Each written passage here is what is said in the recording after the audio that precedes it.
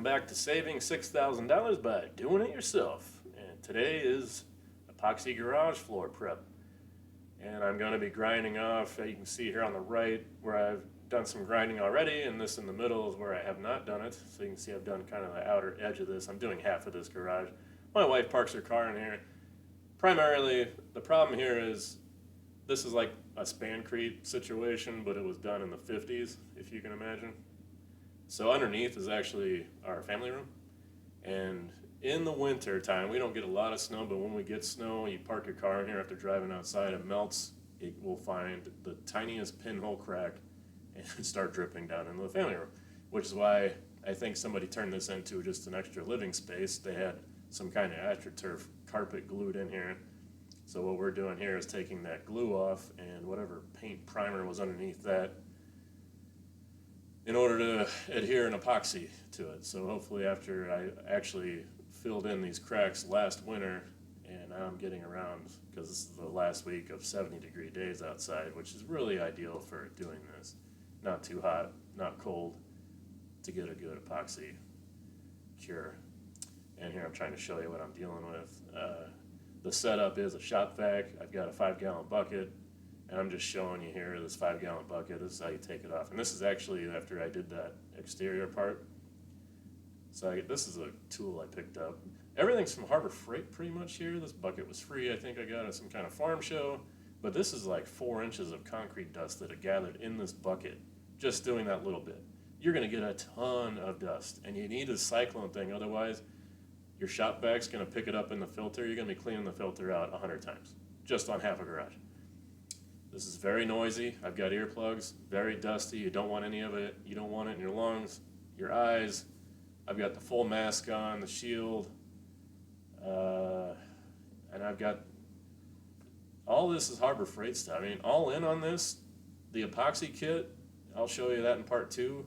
I think the epoxy kit was $200. All these tools add up to about $200, so $400 all in, and plus you get all these tools left over, and this is going to be a nice, waterproof, good-looking garage floor versus what was here before.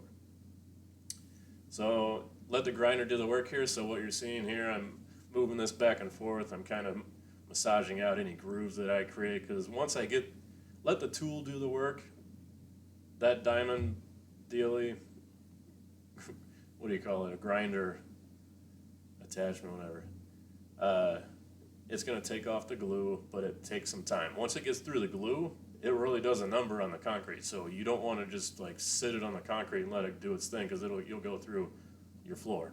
So just keep it moving back and forth. Don't try to try to massage out any big grooves that you're creating here. And you can see that when the dust flies out is when I don't have it perfectly flat to the ground, but sometimes it's just necessary. This is, like I said, an old garage floor.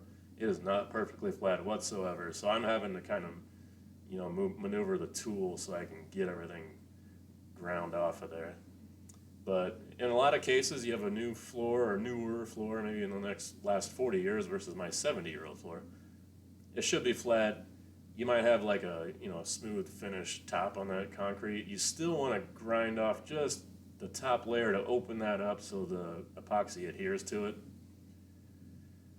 And I'm no expert. This is my first time I'm doing this by myself. I've seen it done, pretty close up at my old house.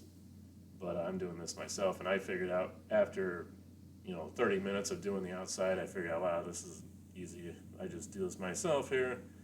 Figuring out how I need to maneuver the tool to get everything off of this floor. And here I'm showing how much dust was created. This was just crazy filling this bag. That's a standard like kitchen bag. And this is the finished product. I got it down to the gray. Look at the difference between what's on the left. That was the old garage. This whole side looked like that. Now I've got a great surface here for the epoxy to adhere to. And that's all there is to it. I mean, you need the tools, but man, it's so much less. If somebody came in and did the floor the way it was, maybe instead of $6 grand, it'd be 60 grand. I don't know. People are crazy. I'm doing this myself.